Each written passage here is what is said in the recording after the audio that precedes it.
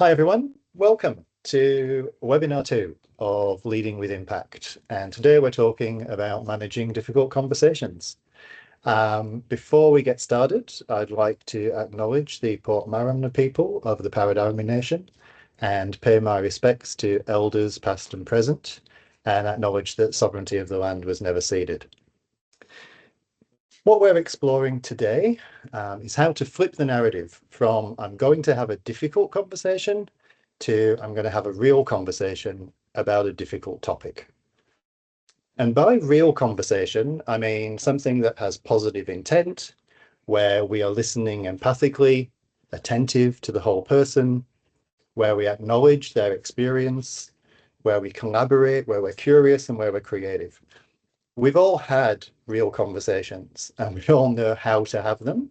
And yet, when the topic is difficult, when we're dealing with complexity, conflicting perspectives or views, maybe when we're having a feedback conversation or we're involved in conflict resolution, we have these feelings of being nervous, uncomfortable, anxious, and angry, maybe angry. And we tend to avoid the conversations or maybe delay them or rush them.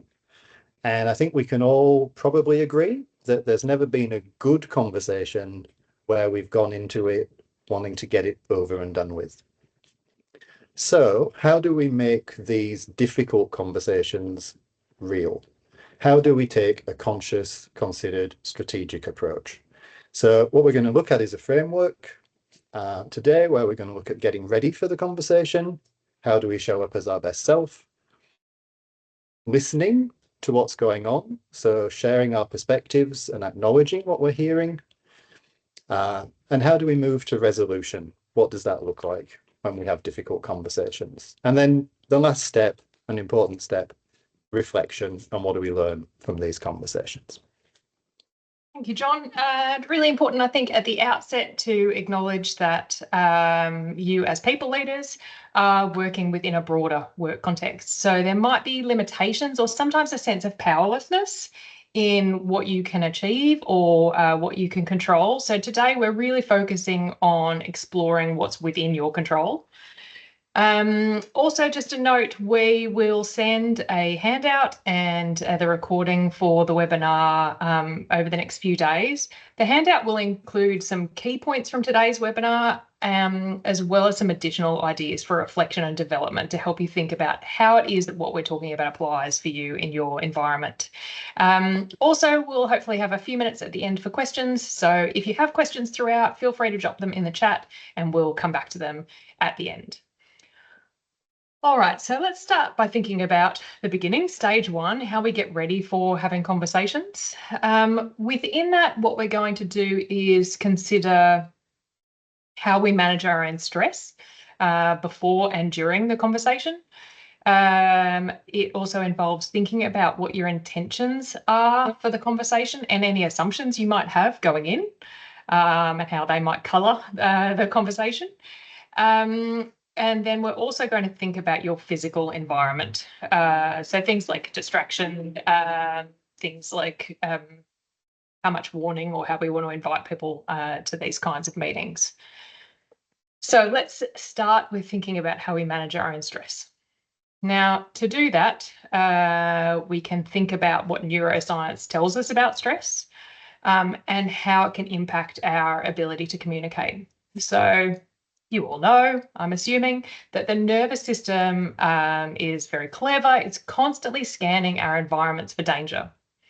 And when it senses danger, it prepares us to react and to defend ourselves. So then we fall into that sort of fight, flight, freeze mode that you'd be aware of. Now, once that happens, we're actually operating from a different part of our brain than when we feel safe or secure. So when we get into that fight, flight, freeze state, there's a few different things happening. And there's a few different things that we lose. Now, we lose access to our higher order thinking. So within that, we lose our ability to process information. We lose our problem-solving abilities. We lose our understanding of consequence, which is pretty interesting, I think, and why we sometimes act out of character when we're in conflict. We lose language. So I'm sure a lot of you will have had the experience where you've been in conflict or in an argument with somebody and then hours later thought, oh, why didn't I say that thing? That's the perfect explanation of how I was feeling. That's for a really good reason. It's because we probably didn't have the words to actually access how we were feeling during that time of heightened stress. And the other thing we lose is empathy. Now, those are all things that are really important to be able to have access to when we're having conversations about difficult topics and to be able to manage those really well. Now, with prior planning, with awareness, we can actually convince our nervous systems that we aren't in danger. When we can start from a calm place, when we can notice a stress reaction and try to manage it throughout conversations rather than being swept away by our emotions or by other people's emotions. The goal needs to be realistic here. The goal for today, for this sort of framework, is not about making these conversations easy or to have a perfect outcome where everyone's happy. We can't magically make difficult conversations easy, and the anxiety and the nervousness that we feel about them comes from a real place. But the first part of managing stress is being able to identify it. So maybe, John, if you wanted to talk us through the stress response, that might be a good next step. Yeah, thank you. So our stress response, as you've said, Shannon, really it comes from a physical place. So let's talk about that first of all. When we notice it, let's consider physical ways to deal with it. So there is nothing better really than our breathing to settle our nervous system. So just taking a few breaths, maybe taking a sip of water, pausing, and really noticing how we're feeling, because we're creating a gap when we do that that allows us time to choose how we respond rather than fall into our automatic reaction. Mm.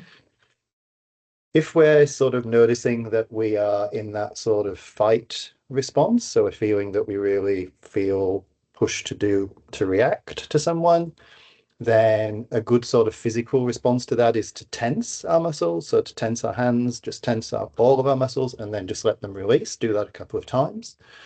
If we're in that flight response where we feel the urge to run away, and obviously we can't, then just moving, so jiggling our legs, maybe just shaking out our arms if we can, maybe just getting up and walking around. And if we're in that freeze state, where we know that when that happens, physically our peripheral vision shuts down and we actually lose our sort of field of vision, then changing our focus, lifting our focus, moving it beyond what we're looking at and what we're engaging with, just focusing there for a moment can help us move out of that state. And you can use those strategies sort of when you're preparing for the conversation. Often when we're preparing, we feel that anxiety and that nervousness, so we can use them before, and we can also use them during the conversation as well. I think it's important though to think about, in addition to sort of these physical sort of ways that we experience stress, to think about how we think and behave.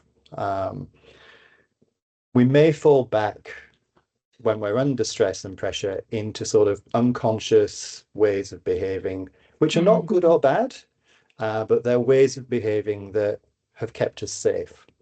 There are basically three sort of behaviors. Can I just interrupt you briefly? That when I've heard you talk about these before, I have recognized myself in some of them. So actually, maybe it might be helpful for people to, when John's talking through these, if something feels a little bit familiar to you, if something resonates a little bit, just hold on to that, because that's the start of recognizing your stress response, and it's giving you something, it's giving you information, it's giving you that insight, it's telling you something. So just as John's chatting through them, maybe just make a note or keep that in mind. Sorry, keep going. Yeah, no, absolutely. So three sort of broad ways of behaving when we feel under stress or pressure that can be, as I say, unconscious. So first is complying. So kind of when we move towards what's sort of causing the stress. Our assumption, unconscious, is that we need to give the other person what they want. And to do that, we need to give up what we want or our control in order to stay safe. We might find ourselves saying things like, oh, I don't want to hurt their feelings. Well, it's okay, everyone makes mistakes. The problem's going to fix itself.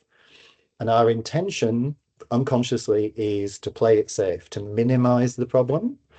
And, we might find ourselves during the conversation with the person minimizing in that way of sort of saying, actually, now I hear it, you're right, I'm wrong, let me step away from this. Second sort of behavior that we might sort of fall into is protecting. So moving away from, protecting ourselves. So our assumption here is it's safer if I remove myself from the situation. So we might find ourselves thinking, now's not the right time to deal with this. I don't have time to deal with it. It's not my problem to solve. And our intention when we get into the conversation is often that, I'm just here objectively to set the record straight. I don't have to be involved in this. I'm not part of it. And we might find ourselves sort of saying or thinking, well, you sort it out. Third way of sort of falling back into that unconscious pattern is to be sort of oriented towards controlling. That's where we sort of move against what's causing us the pressure. And our assumption here is that, we are safe when we take control and we act.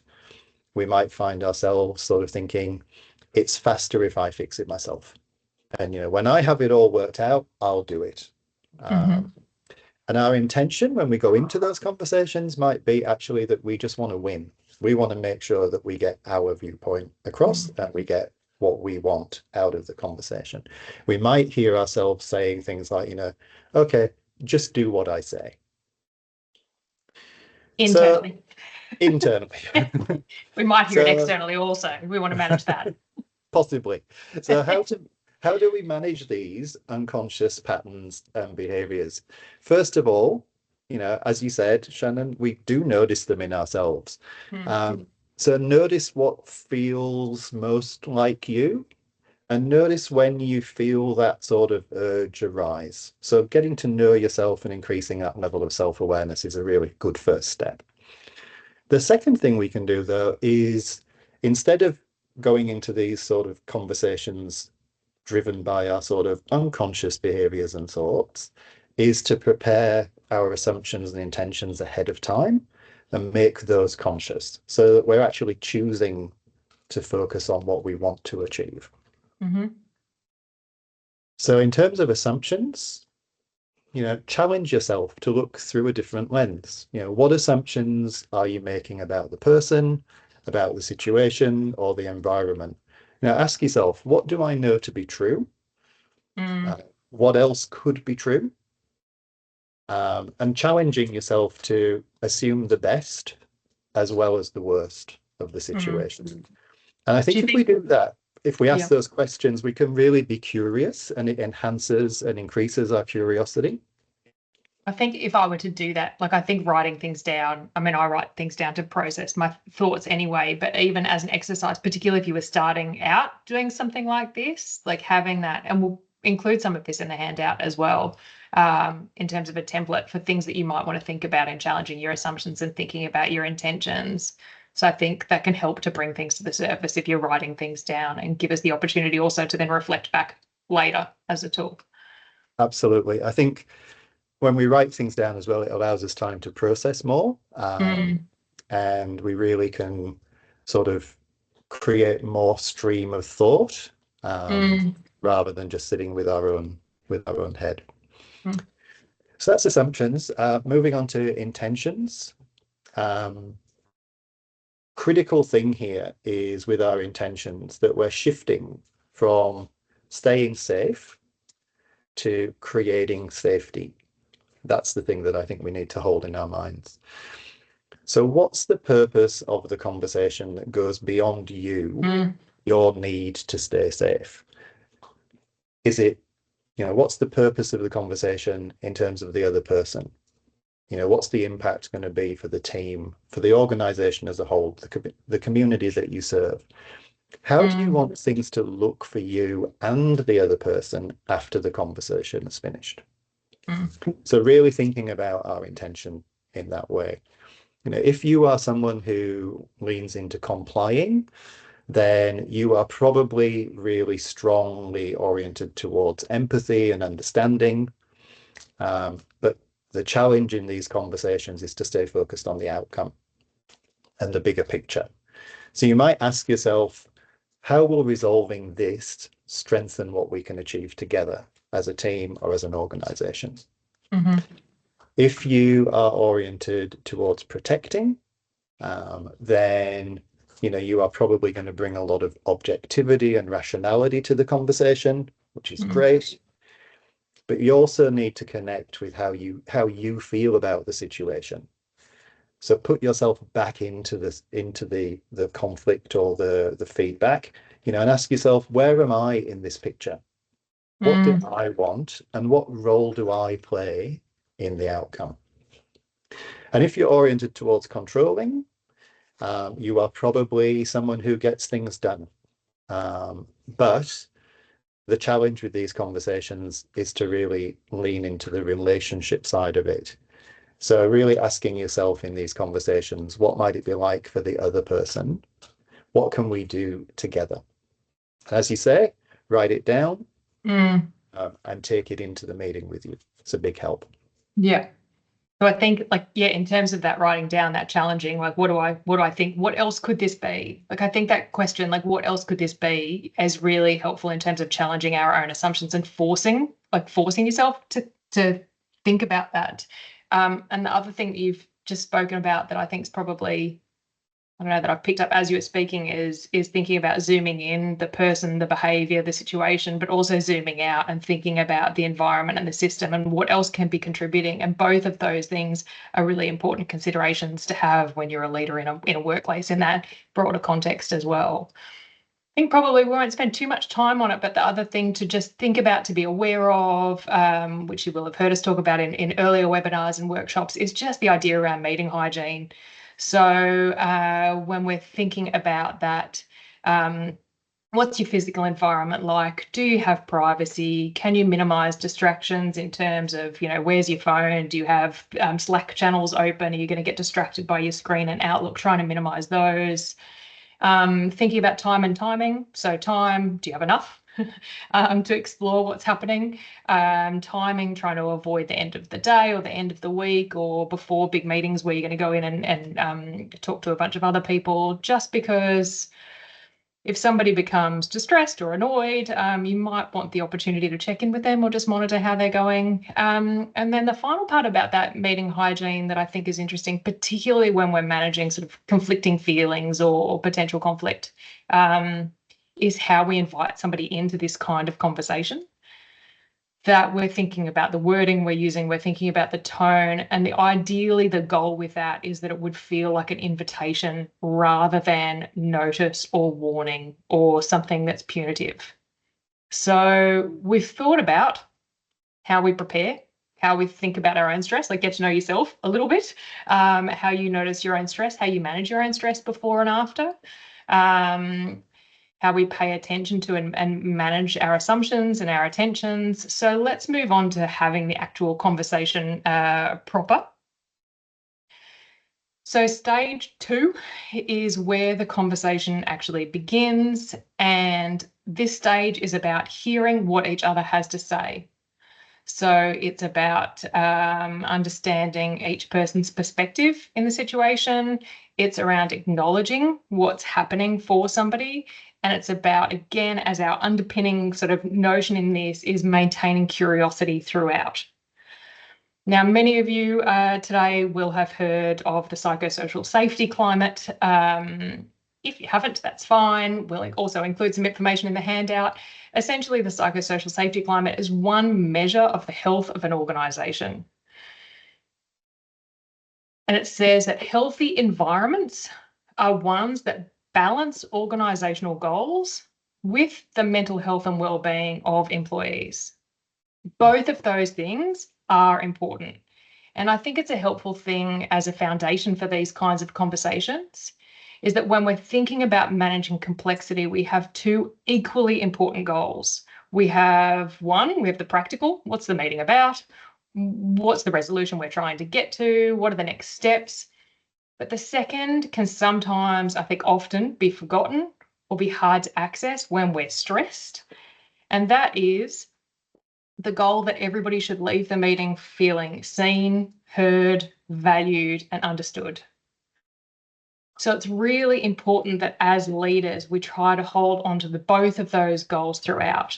So maybe it's helpful for us to think about how it is that we navigate towards both of those things rather than just the one. I think that's so true, Shannon. I think, whenever we feel under pressure or under stress, we do lose the ability to, or the focus on the other person and making sure that, we're thinking about them as well as ourselves, and holding that as a sort of core goal is about how we make these conversations real, definitely. So once we're in that conversation, one way to start the conversation is with your observation of what's going on. And I'm using the word observation deliberately. What we're trying to do here is maintain our objectivity. We're going to talk about the facts as we see them and as we've experienced them. And we're also going to talk about the impact of what we've observed. So we're not going to talk about the person. We're not going to say things like, you're rude, you're objectionable, you're disrespectful. We're not talking about who the person is. We're talking about what we observe. So we might say, for example, when other people are talking in meetings, I've noticed that you speak over the top of them. That's my observation. And then in terms of impact, I might say, it gives the impression that you're not listening and don't respect other people's opinions. So objective and stating things from my perspective. The next thing to do is to invite the other person to share their perspective. And just as we've shared the facts as we see them, we're asking them to tell us what their experience has been. So we might ask, how do you see it? What's your perspective? What was your experience? Now, this is the tricky part of the conversation. When we go into these conversations, we maybe have a strong sense that we're right. And I guess that's why, we do that work on assumptions before we come in here, because we're trying to make sure that we're making our assumptions clear to ourselves and we're having our mind what else could be true. So when we're in this part of the conversation where we're listening to the other person, this is a real invitation to exercise our empathy, our understanding and our curiosity, and critically to suspend our judgment of what we're hearing. We're always, as we're listening to people, friends, colleagues, anywhere, the TV, on the radio, we're always listening and consciously or unconsciously passing judgment. Yep, great, bullshit, rubbish. We have that going on all the time. But what we need to really work on is suspending that. Or maybe if that's a big ask, noticing the judgment and just trying to just pop it just slightly in the corner for the moment. Again, that curiosity, like what else can this be? Or, to maintain some, you can have the thought, but then think, oh, there's me being judgy again. What else might be going on here? Refocus. Exactly. Notice it and move on. So, really, as we're going through these conversations, how do we maintain our sort of presence? We need to stay calm. So as we said earlier, breathing, taking a sip of water, adjusting our posture, we're really aiming to create space for the other person to talk. So don't interrupt. Allow silence if some forms. It may help you to make notes. That's something that can stop the talking if you just write things down. The key here is to stay in the conversation. Like, listen to the person, not to your own voice, not to your own internal dialogue, and stay curious, remembering what else could be going on. And check back in on your assumptions, your intentions. If you've taken them in with you and you've got them there, keep checking back in. Just sort of touching back on the neuroscience as well at this point, we do know that we tend to co-regulate our state with other people and the people around us. So if in these meetings you are able to maintain that sense of calm, you will also encourage the other person to regulate themselves to your state. So staying calm is not just for you, it's also for the other person and enabling the two of you to Mm. have a really productive and positive conversation.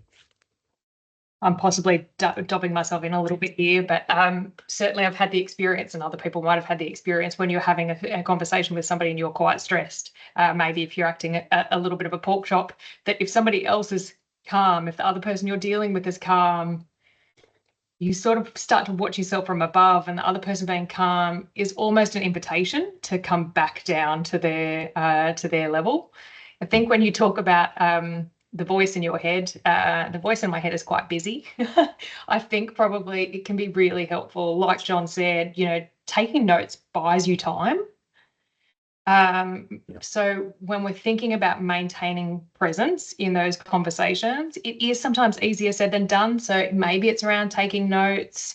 As you were talking, then I was reminded of tips from the earlier webinar that we ran, that maybe it's helpful, particularly when we're trying something new, to have some visual cues. So to have a post-it note on your desk, just to remind you of a couple of key points throughout. So, you might have something that says breathe or stay open or, John's curious, not furious.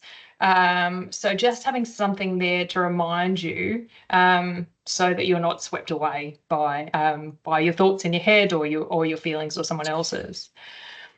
I think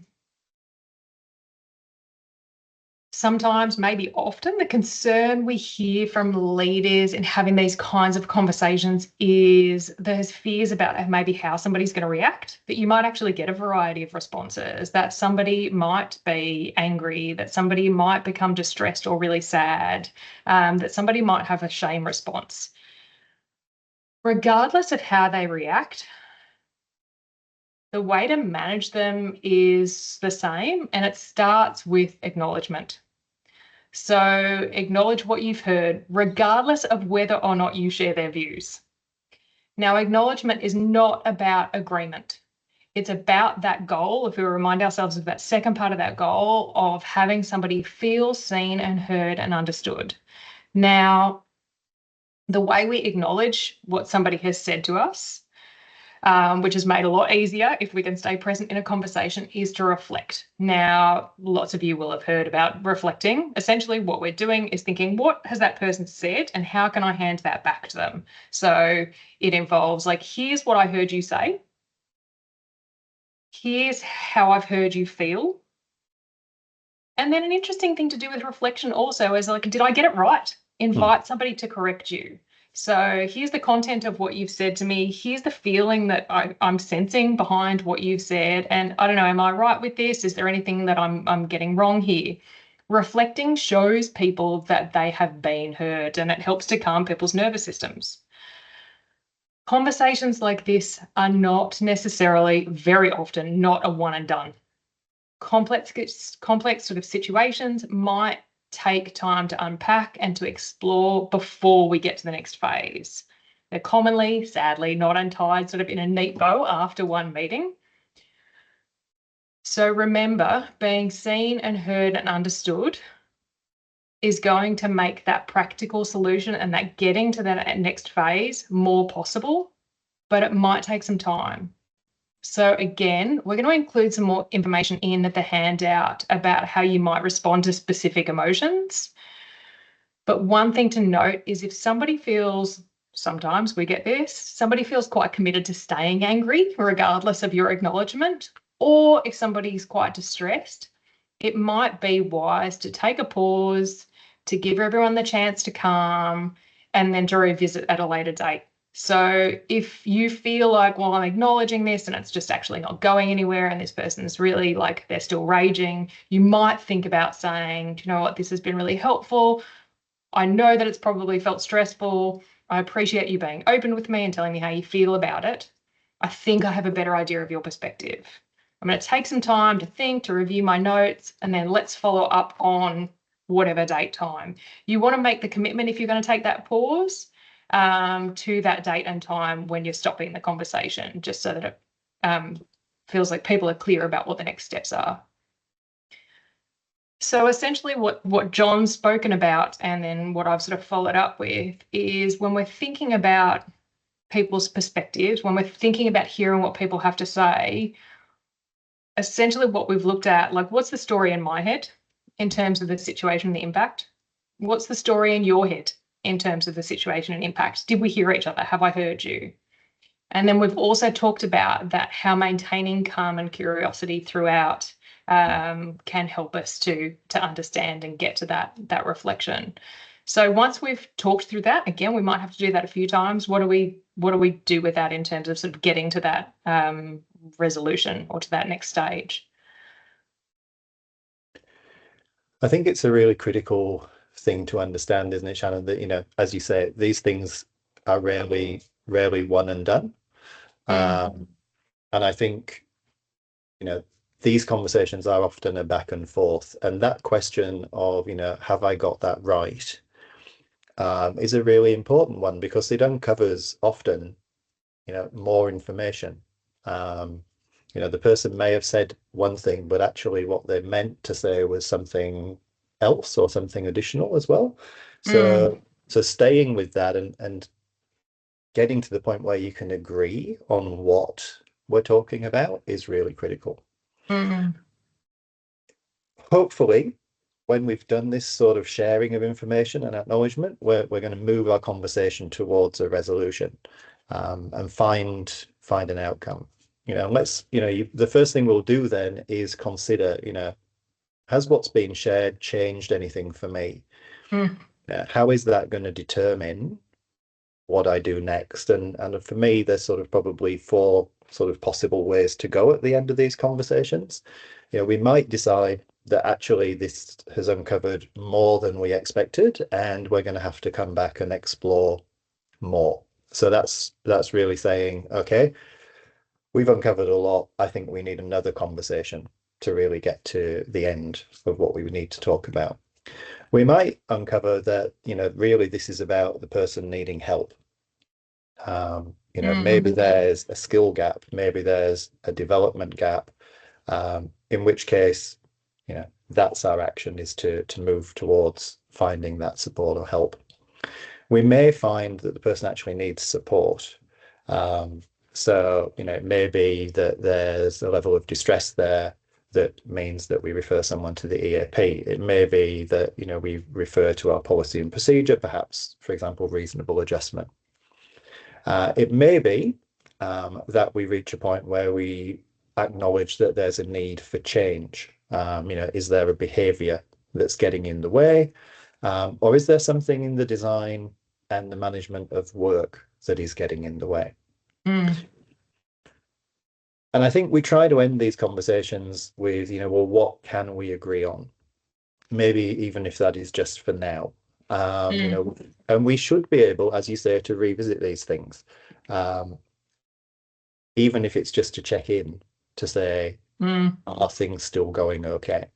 You know, we're not necessarily going to get to the outcome that makes everyone happy, as we said at the start. But I think, you know, as I think we're trying to say over and over again during this conversation, we can often accept things more easily if we feel that we've been seen and heard and valued, and that we've had a voice and that it was listened to.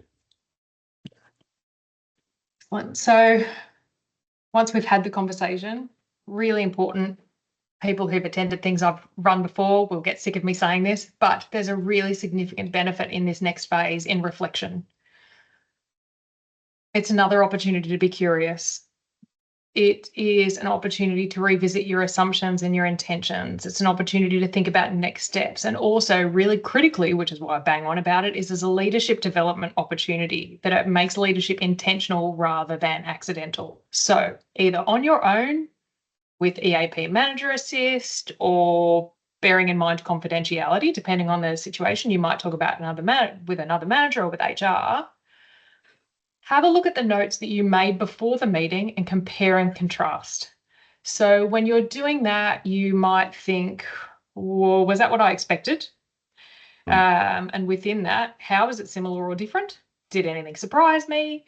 Did I change my mind about anything? If I had a determined idea, which you probably did, about a course of action, does it need to change based on what's happened, like John said?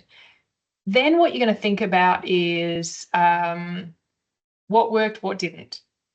When I'm thinking about what didn't, like are there things that felt inauthentic? Are there things that felt clunky or a bit awkward?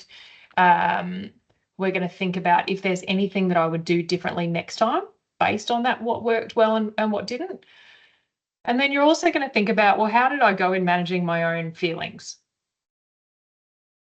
The key predictor in success when we have these kinds of conversations is the relationship you start with going in. So if you have trust, if you have rapport, if you have assumption of good intent, if you know people and they're familiar with you and you respect each other, you're much better set up for success in having those conversations. But you only have those when you invest in people. So meet regularly, know your people, demonstrate genuine care and commitment to people as well as work. If we manage those things proactively, we've got a much better chance of having productive and effective conversations about difficult topics. In terms of wrapping up or next steps or some things that you might like to think about, we've talked about how we get ready to have the conversation, how we navigate from the conversation to the other. As I said, we're going to send some information and a resource and some as additional things for you to think about following the webinar. But when you're trying out the framework, maybe start with something less confronting for a start.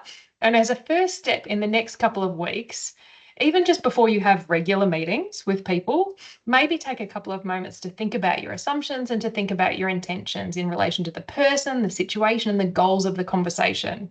Now, the reason there's a benefit in that, in just doing that with your regular conversations, is because it fosters a habit of reflection and self-awareness and curiosity. Thank you, everybody, for your time today. I'm going to stop the recording now. If people have got questions and want to stay around, John and I will spend some more time now. But before you leave, it would be brilliant if you could just take a couple of moments to fill in the post-presentation webinar. And thank you, everyone, for your time today. Cheers.